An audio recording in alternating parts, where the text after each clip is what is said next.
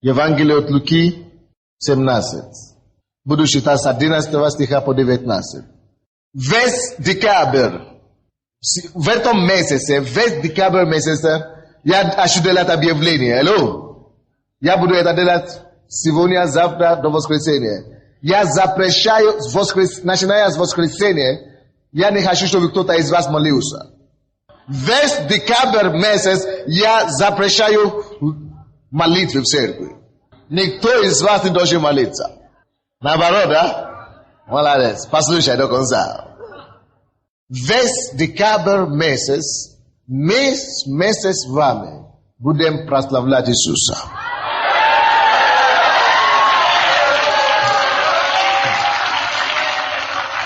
Потому что прославление – это высшая форма молитвы. Когда я говорю, я не хочу, чтобы вы молились, я имею в виду, я не хочу, чтобы вы просили что-то от Бога. Но я говорю вам то, что Бог мне сказал. Пока вы будете прославлять Бога, если у тебя есть головная боль, не молись, Господи, исцели меня. Спроси, Господь, я благодарю Тебя, что Ты исцеляешь мою голову. Если твой ребенок пропал, Господь, я благодарю Тебя за то, что Ты находишь этого ребенка. Я не говори, Господь, иди, найди его. Нет.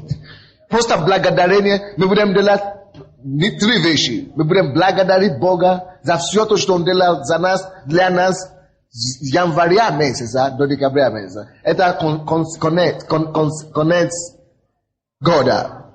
И мы будем это весь месяц уделять только прославлению Господа. И если мы это все будем делать, вы знаете, что я ожидаю от Бога? Я ожидаю лишние прорывы в жизни каждого члена этой церкви. Аминь. Но больше того, я ожидаю увеличения церкви, по крайней мере, 2 раза. Вы знаете? Потому что у Бога есть принцип. Когда ребенок подходит к отцу, чтобы благодарить за вчерашнее благодеяние, отец дает ему еще больше. 2 раза больше. Вы поняли меня? Но если ты будешь благодарить Бога за все то, что Он делает для тебя, начни с января месяца, и начни с 1 января, каждый день благодарить Его, ты получишь за декабрь месяц больше, чем весь год. Так что целый месяц я буду проповедовать о прорыве, о победе, о чудеса и знамения через прославление, благодарение и поклонение. Целый месяц мы будем просто во сне будем благодарить Бога. На улице будем петь Богу. В метро будем поклоняться Ему. Здесь будем прославлять Его имя. И мы будем надеяться на Его верность.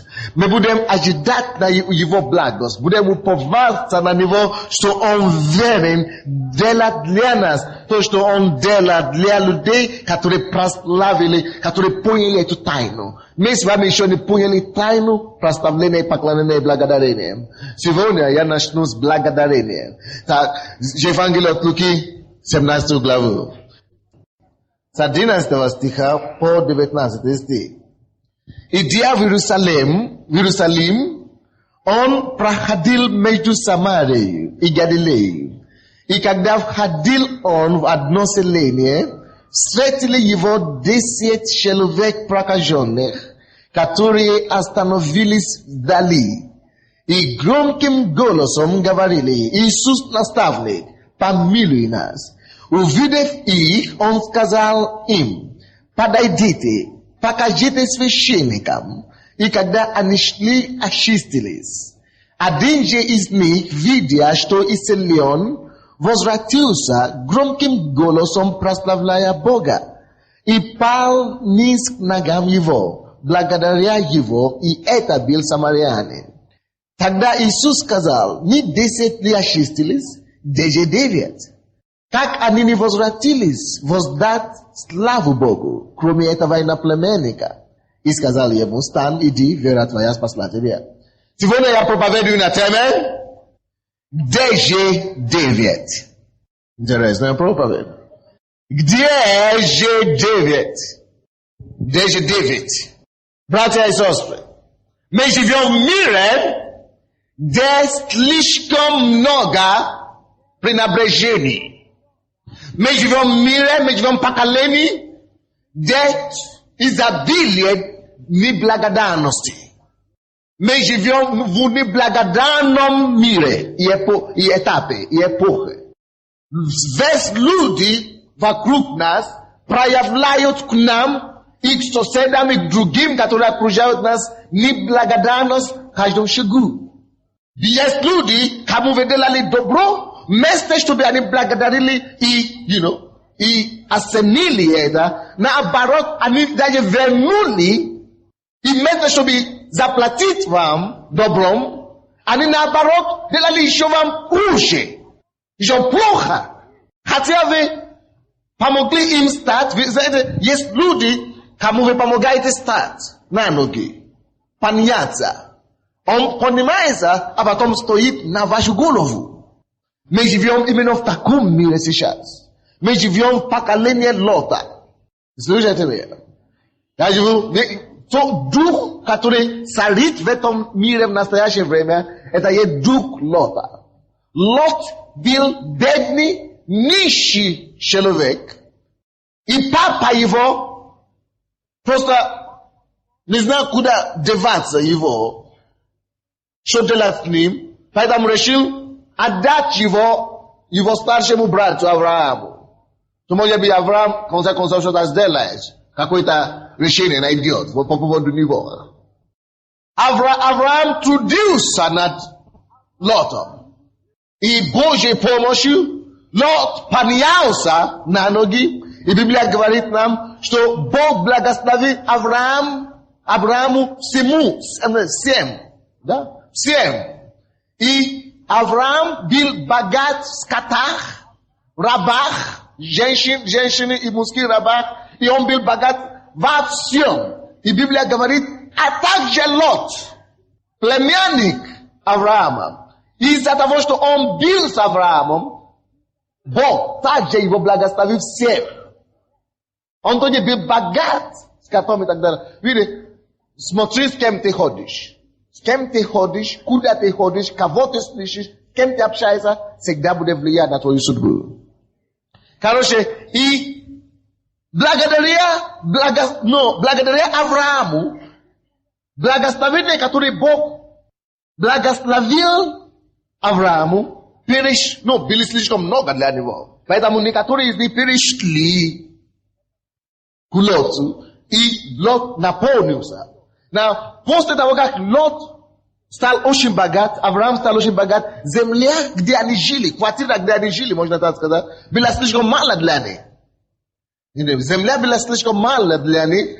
И Авраам сказал, Лот, я в принципе твой старший брат, и я в принципе это все купил для тебя и для меня, но теперь у нас это не хватит для нас. Выбери, кто уйдет, ты или я.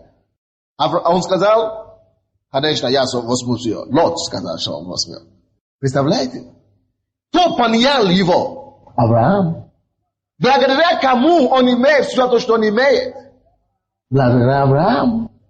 Если бы был Авраам, он бы ничего не имел. Он бы остался нищим и низким. Но теперь, когда нужно выбирать для себя или для брата, который не помог достичь все то, что я имею, он говорит, что не плевать на тебя. Я возьму все. Оставили своего брата, который его поднял до такого уровня ничем. Мы живем в такое же поколение. Поколение неблагодарности. Это не просто неблагодарности, это высшая стадия неблагодарения. Вы слушаете меня? Мы живем в этом поколении.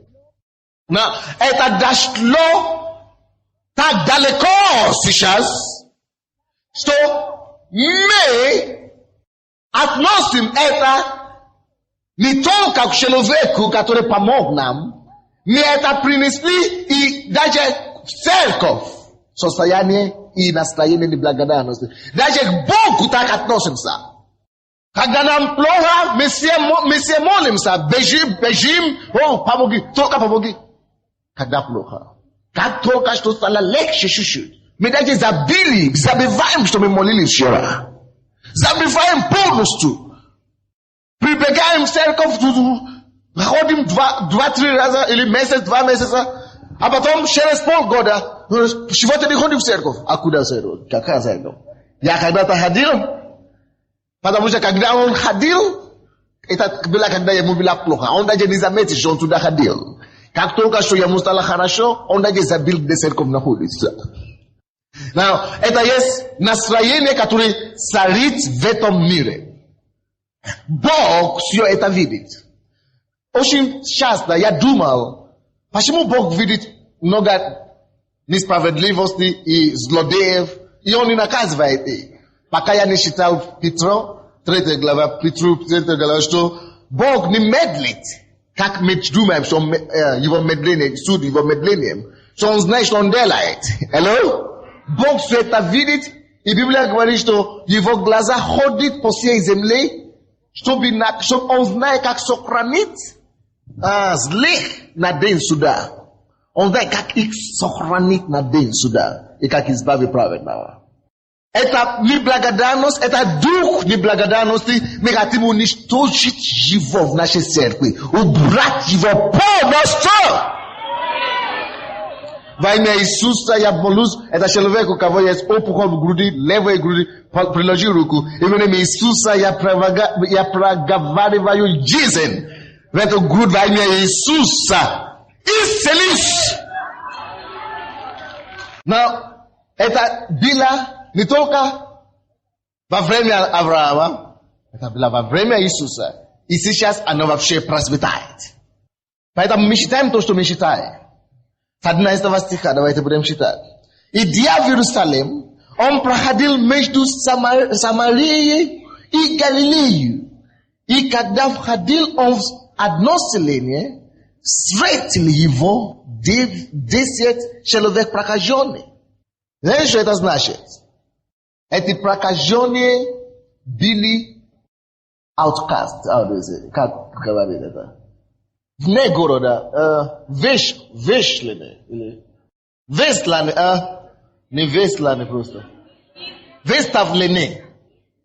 Да, выставлены и изгнаны из города.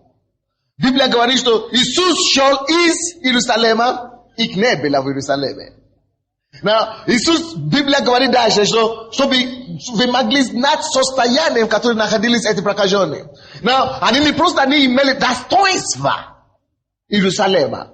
Они не могли стоять или ходить вообще в город Киев. Или в Иерусалим, Киев, скажем. Они были насколько жалкие люди. Они были насколько беспомощные, грязные, больные и никому не нужные. So, их выставили из Иерусалима. И потом Библия говорит, что Иисус проходил не только из Иерусалима, но через Галилею. И их не было в Галилее. Эти люди даже не имели достаточно достоинства, чтобы жить в другом городе, который возле Киева. Бородянка. У них даже достоинства недостойны. Они недостойны даже Бородянки. Недостойны там жить. Но еще дошло до такого, что даже там написано, что и даже в Самарии не могли оставить их. Кто-нибудь слышит?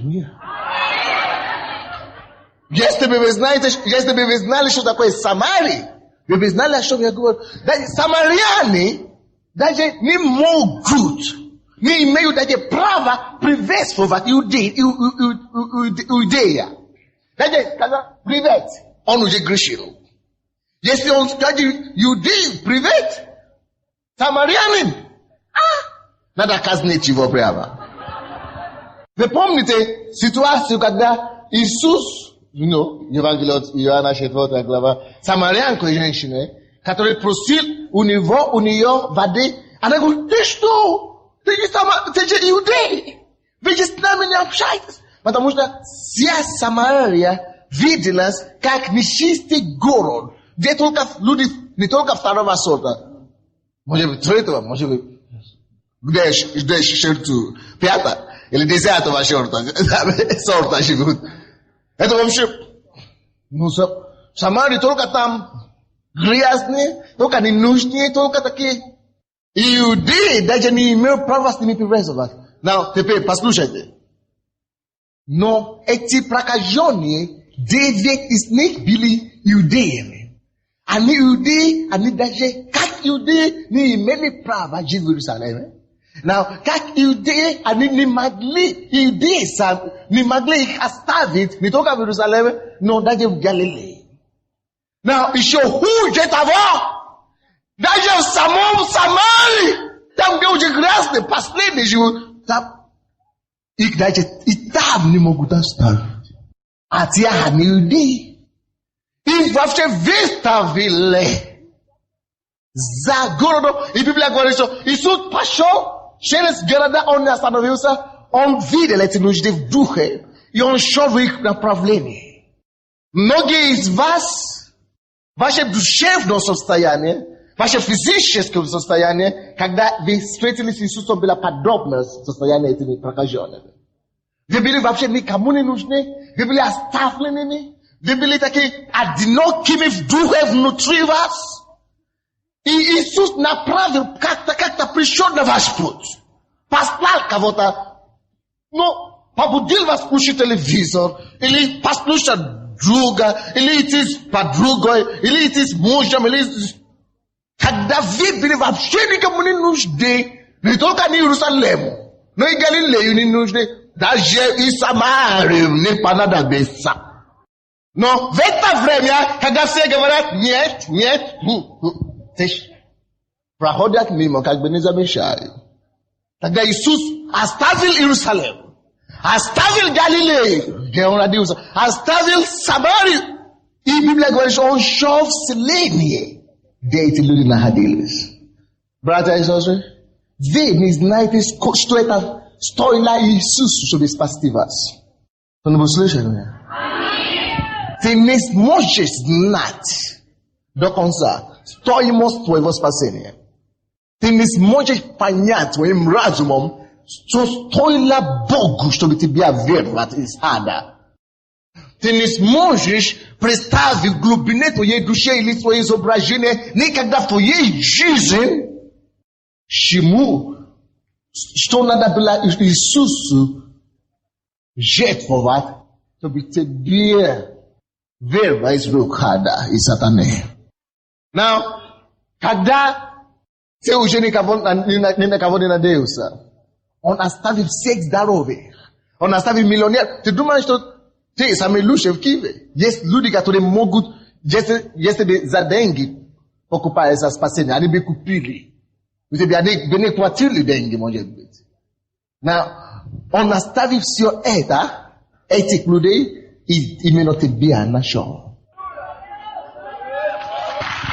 Поэтому, братья и сестры, если мы будем совершать все другие грехи, то пускай это не будет грех неблагодарности. Слушайте меня. Если я буду падать во все другие грехи, только не в грех неблагодарности, я всегда буду помнить, откуда он меня вытащил. Всегда буду помнить, как он очистил меня. Всегда буду благодарить. Когда я падаю, я говорю, Господь, я благодарю Тебя все равно. Что Ты пролил свою кровь, что Ты еще освободишь меня, Ты еще простишь меня, Ты еще очистишь меня. Братья и сестры, пускай грех неблагодарности не лежит тебе на душе. Всегда будь благодарен. Если у тебя есть 5 минут, чтобы молиться в день, пускай это будет молитва благодарения. Если у тебя есть час, чтобы молиться в день, пускай половина из них была молитва благодарения. Просто поклоняться Ему, уважать, обожать, возвеличивать Его за то, что Он тебе считал кем-то. Библия говорит дальше, 12 стих. И когда входил он в одно селение, видите, ему надо было даже идти в селение. Ради кому? Ради кого? Ради этих. Встретили его 10 человек прокаженных, которые остановились вдали. Даже когда Иисус уже пришел к нему, даже они не могли даже к селению приблизиться, они должны вдали остановиться, потому что был закон в это время, что прокаженным не разрешат ни в каком случае в город, не даже в деревне. Но когда даже Иисус уже подошел, они не могли приблизиться, они стояли вдали, Библия говорит. Но 13 стих. И громким голосом говорили: Иисус, наставник, помилуй нас. Вдали стояли, потому что у них есть нужда. Они кричали: Иисус, помилуй. Они знали свои нужды и держали за Иисус. Братья и сестры, когда вы сначала пришли к Иисусу, помни, какая у тебя была горение в сердце. Большая потеря, если ты потеряешь это. Скажи Богу: Господь, не дай мне потерять первую любовь. Ни в каком случае. Во имя Иисуса Христа. Аминь. Когда у людей есть проблемы, они кричат, они бегут сюда. Не только к Иисусу бегут. С экстрасенсом еще и бегут. С одной церкви в другой. С другой церкви в третью. Говорят, что там что-то. Это младенчество, составляющее человека, бегает сюда. Если ты подключен помазанию твоего пастора, если ты подключен к Иисусу, ты поймешь, что тот же самый Иисус действует там. Самое главное, будь подключен к Иисусу, когда ты будешь наполнен на месте. Аминь. Но не перепутайте, есть некоторые церкви, откуда нужно побыстрее убежать. Потому что там Бога нет. Это понятно, конечно. Но там, где Бог действует, надо просто знать, что Иисус там. Если ты думаешь, что это не моя церковь, я не чувствую себя на то, найди свою церковь и сиди. Аминь. Поэтому спросите у наших людей: я никогда не отказал никому уйти из нашей церкви. Если кто-то говорит: я хочу уйти из церкви, я никому никогда не отказал. Я говорю: да, молодец, слава Богу. Значит, кто-то другой лучше придет. Значит, он тоже найдет лучшее место. Будь здоров. Аминь. Но самое главное, чтобы человек был подключен к Иисусу. Короче, эти люди, слава Богу, увидели Иисуса. 13 стих. Увидев же их, он сказал им: подойдите, покажите священникам. Видите, они подошли к Иисусу, но Библия говорит, они не могли подойти, они стали вдали, так?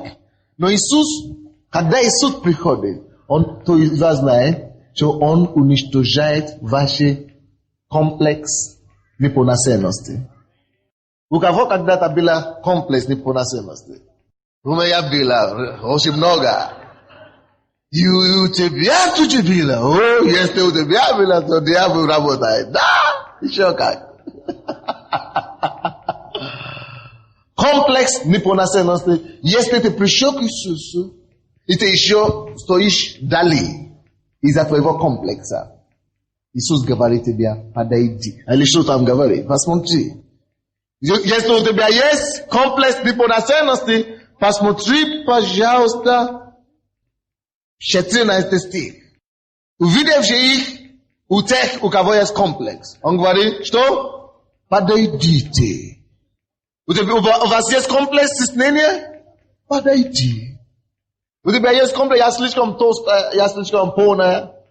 Подойди. И как только что ты подходишь, пропадает твой комплекс. Что Иисус в Иисуса.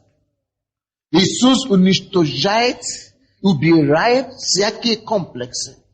Я слишком низкая? Подойди. Пускай твой комплекс пропадает. Аминь. Скажи соседу: ты ходишь в церковь, у тебя не должен быть комплекс. Аминь. Теперь я хочу помолиться за тех людей, у кого есть комплекс. Я не 40 лет, я еще не вышла замуж. Я слишком низкий, или низкая, худощавый.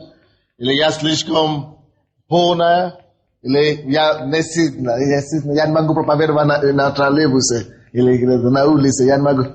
Если у тебя есть комплекс какой-нибудь неполноценности, я хочу разрушать это силой Иисуса. Потому что это то, что Иисус делает. Я поставлен здесь, чтобы делать дела Иисуса. Если Иисус разрушает эти дела, эти комплексы неполноценности, то я здесь, чтобы делать это. Потому что Иисус здесь. Поэтому если у тебя есть комплекс, поставь у всех били. Но у некоторых уже все, некоторые еще страдают. Поэтому поставь руку на сердце. Господь, во имя Иисуса, я пророчествую твоим людям и детям, что с сегодняшнего вечера, что эта тяжесть неполноценности, это комплекс упадает с них. С головы до ноги они свободны сегодняшнего дня во имя Иисуса. Во имя Иисуса! Yes! Аллилуйя! Свобода через кровь Христа! Аллилуйя! Ну, быстренько закончим быстренько. Иисус сказал им, идите, покажитесь священникам, и они шли. Знаете, Иисус сказал, идите, покажитесь священникам. Они не знали, Иисус врет. Что будет потом, не знаю. Но послышались. Какую-то глупую инструкцию дал. Ну, представляю, пойти у священника. Что священник? Я к Иисусу пришел, а он говорит священник. Алло? Но послушайте, что интересно. Они послышались. Знаете, почему они послышались? Потому что пока плохо. И туалет они готовы помыть. Пока плохо. Что угодно. Скажи. Без вопросов. Пока плохо. Скажи, что... Многие из вас такие же. Пока плохо, мужик. Все такие любезные, когда плохо. Все такие хорошие, добрые. Я говорю, сделай. Пока они ждут что-то от Бога. И пока они шли, потому что они послушались малым, Бог проявил себя. Исцелил их мгновенно. Но после того, как они больше не нуждаются ни во что, но получили возможность войти в город, общаться с людьми опять. Достоинство вернулось. Ты что?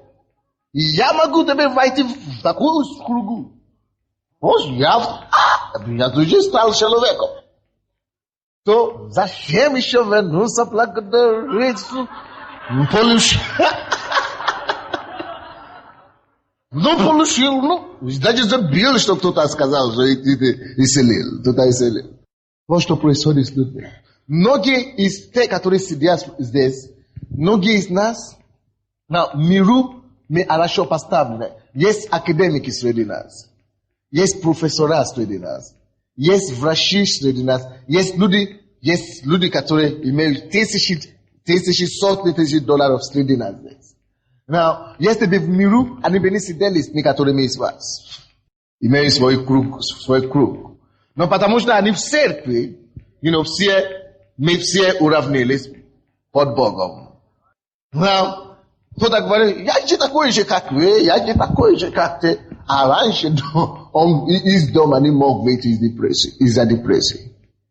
Теперь сидит, плечо и говорит, эту церковь зачем? Раньше из дома я не мог выйти.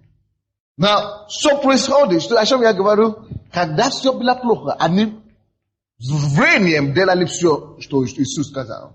Но как только что стало хорошо, они вообще забыли, что Иисус существует.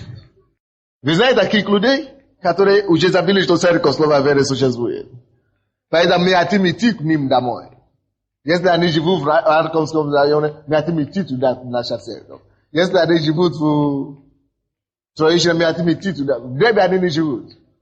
Sobie когда my придем на небо, Иисус может сказать, что эта церковь не виновата, ты виноват. Они даже подошли к тебе к порогу дома, ты все равно такой. Не, я шучу. Вы не будете такие, вы всегда. Но, короче, один вернулся. 15 стих, один вернулся. Один же из них, видя, что исцелен, возвратился, громким голосом прославляя Бога. Братья, вы здесь сегодня. Многие из вас, большинство из вас, 90% вы здесь сегодня, потому что вы возвратились. Но я знаю, что многие из вас, пока пастора не было, пока и вас не было. Но все равно вы пришли сегодня, чтобы себя утвердить в Боге, правда? И я знаю, что многие пришли первый раз, но в основном вы пришли, потому что вы благодарны Богу в вашем сердце. И потому что вы верите Богу по-настоящему. Что Он еще сделает больше для вас. Но, если мы считаем себе количество людей, которые вернулись с благодарением, то мы должны понять, что это значит. Тут очень важно, что я скажу. Мы вернулись с благодарением, мы не в числе 9. Я проповедую уже на какую тему? А? ДЖ-9. Мы не в числе 10. Мы не в их числе. Но мы в числе одного, кто вернулся. Что он вернулся делать? Если мы, как он, так, вернулись благодарить, то мы должны знать, как это делать. Многие из вас, да, вы не сидите дома, вы ходите в церковь, вы служите Богу, но вы не делаете это, как Бог хочет. Поэтому вы не получаете больше, не получаете. Не слушайте меня? Слишком многие из вас, вы ходите в церковь и еще сохраняя при себе своего достоинства, репутацию. Я же не мальчик, буду прыгать, как эти дети. Не уже внукам не годятся. Мне уже 50, 60 лет будет в этом году. А вы говорите, что я прыгал, нечем делать или что-то. Я буду служить Богу, как я могу. Не надо прыгать, вы хлопать, вы что?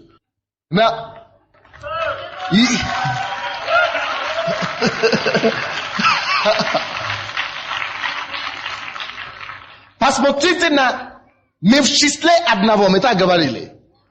Так, который вернулся с благодарением. Но как он благодарил? Что он делал? Чтобы мы могли нас вместе с вами, что нам делать, чтобы благодарить и выражать нашу благодарность.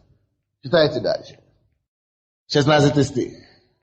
Он пришел и 15 стих сначала.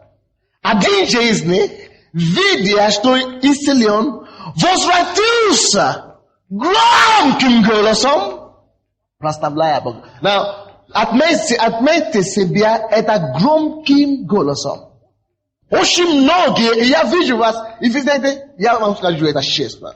Очень часто я говорю, или другие проповедники говорят, давайте восклицим Господу глазом радости.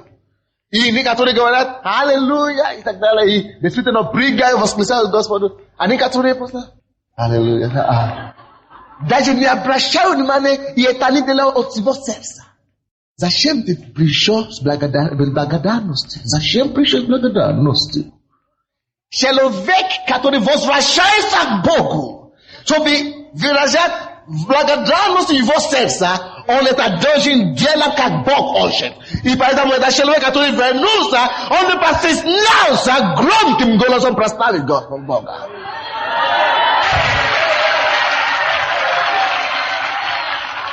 Братья и сестры, никогда не поставь себе в клетке самоуважения. Перед Богом, кстати, мы все как прахи. Прах. Делай все ради Бога. Если ты уже пришел, брось свою репутацию, забудь, кто ты такой, прыгай, если нужно прыгать, кричи, если нужно кричи, Воскресайся, если нужно воскресаться.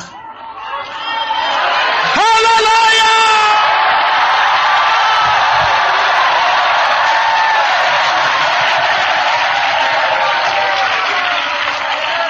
Да, мы хотим это доказать Богу от всего нашего сердца в этом месяце, весь декабрь месяце. Мы будем воскресаться, мы будем благодарить, чтобы Бог видит наше сердце, что мы искренне благодарим.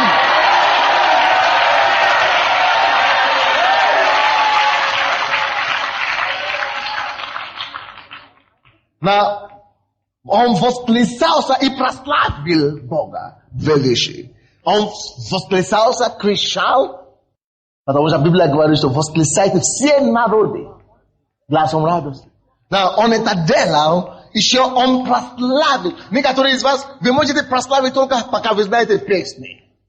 Знаете, если ты не знаешь песни, прославляй телом своим. Если ты не знаешь песни, прославляй танцем, прославляй на языках, прославляй, как ты умеешь, прославляй в ладонях, в хлопанье и так далее. Прославляй, аминь. Да, аллилуйя.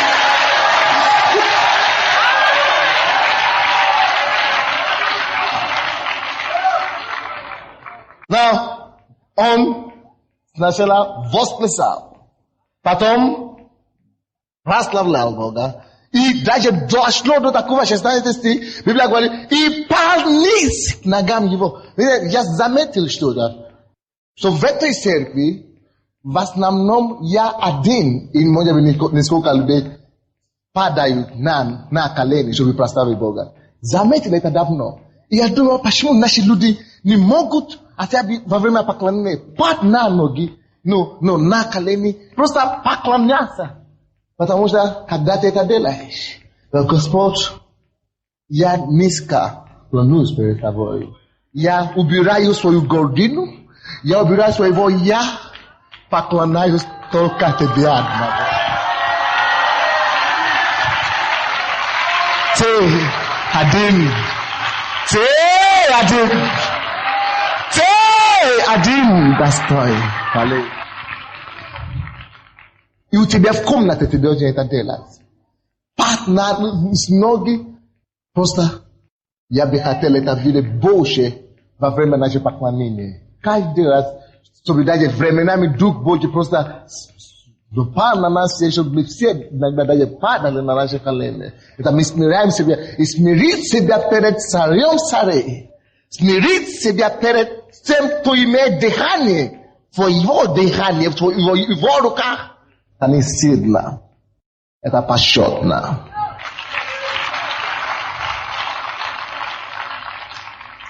Библия говорит, он пал ногам. И Библия говорит, последнее, что он делал, 17 стих, пал к ногам его и благодарил. Благодаря его. Благодарил. Что такое благодарил? Не просто прославил, он сначала прославил, упал, поклонялся, а потом благодарил. Три вещи, которые мы будем делать. Прославление, поклонение и благодарение. Благодарение, что это значит? Это значит, своими словами ты благодаришь Бога. Что, Господь, я благодарю Тебе. Многие из вас не знаете, за что благодарить Бога. Подумай, что ты стал сегодня утром. Сначала посмотри на свою ногу. Понимаете? Понимаете.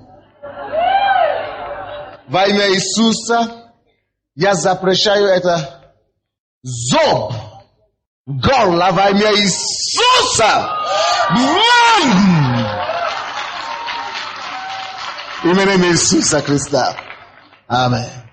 Now, подними свои ноги.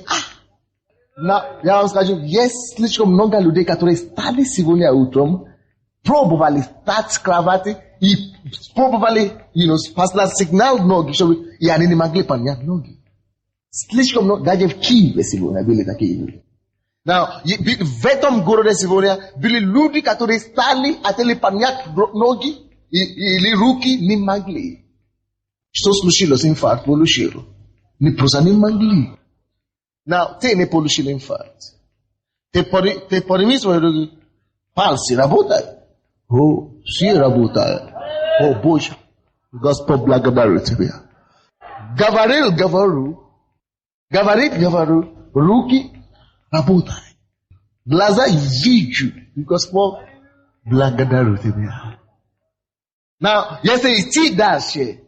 You may use this part. Cravat. Dom. Whatever. We are yes prekrasny mąż. On piot. No me yes.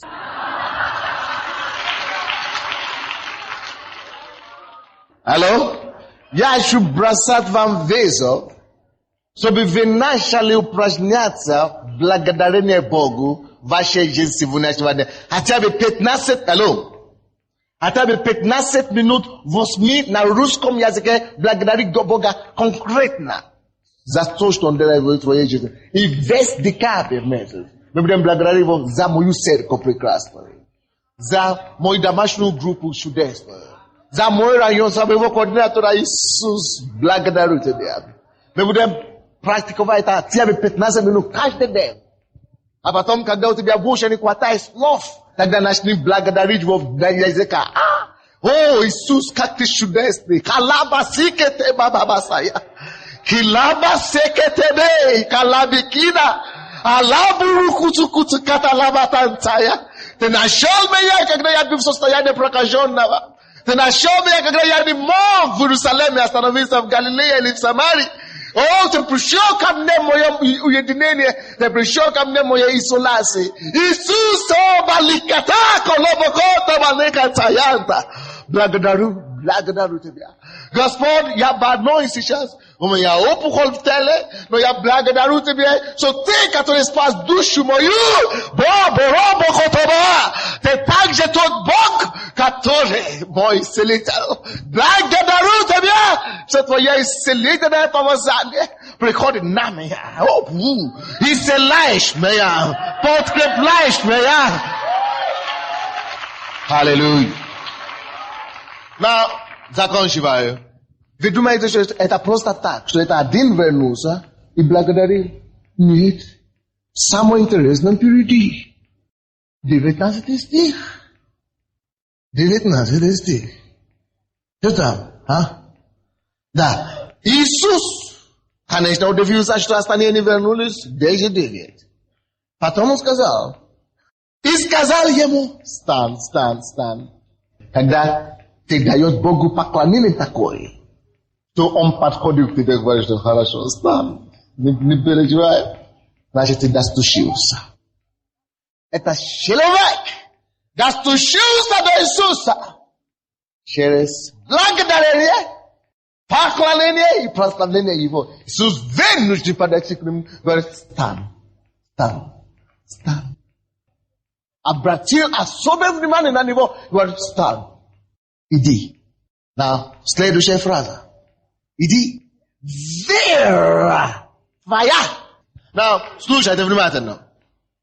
Эти остальные 9 человек видели в Иисуса только исцелителя. Они не знали, что кроме исцелителя, Он также есть спаситель. Они не были спасены. Тот вернулся. Потому что он благодарит, поклонялся, говорит, иди сейчас. Сейчас ты можешь идти. Сейчас ты спасен твоей верой. Вы поняли разницу? То есть эти, на самом деле, исцелились, но ушли без спасения. Многие из вас, вы пришли, вы выходили на сцену, приняли Иисуса, молились? Да, молились. Исцелились и потом пропали. Но это еще не спасение. Потому что спасен только тот, кто попадает в рай. То держит его спасение до конца. Когда у тебя есть состояние благодарения, прославления, поклонения Богу, каждый день ты не можешь упасть. Он держит тебя до твоего славного спасения. Подними свои руки. Говори, Господь, я благодарю за мою жизнь, за мое спасение, за то, что ты меня нашел. Братья и сестры, каждый день твоей жизни да наполнится хвалою. Каждый день твоей жизни да наполнится поклонением и благодарением. Да наполнится хвалою Твоя жизнь. Я вам сказал, я сам, даже в моих самых больших мечтах, бы не подумал, что я мог бы стоять лидерами, в Африке, в Нигерии, где мы были, люди приезжали с Америки, с Англии, чтобы только получить помазание. Но я там стоял, рядом с этими, которые я проповедовал там, и, ваш пастор, не то, что не хуже, выглядит